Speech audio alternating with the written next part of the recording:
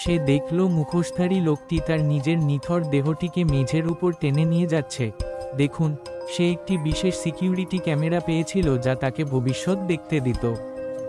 কৌতূহলী হয়ে সে এটি সেট আপ করল, কিন্তু লাইভ ভিউ চালু করার সাথে সাথেই তার পেট কেঁপে উঠল। সে ল্যাপটপটি জোরে বন্ধ করল। তার হাত কাঁপছিল।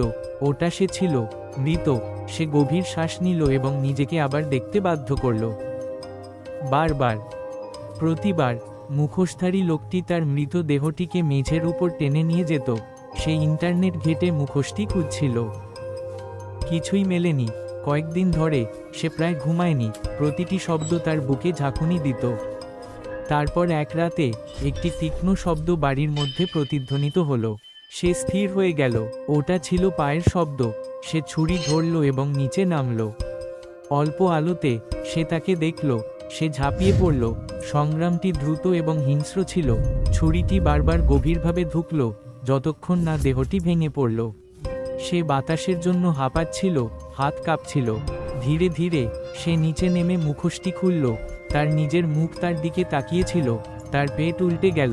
তার দৃষ্টি ঝাপসা হয়ে গেল। দরজায় একটি কড়া নাড়ার শব্দ। তার মধ্যে আতঙ্ক ছড়িয়ে পড়ল। সে মুখোশটি ধরল, নিজের মুখে টেনে নিল, এবং না ভেবে সে দেহটি ধরল এবং ঘর থেকে টেনে নিয়ে যেতে শুরু করল।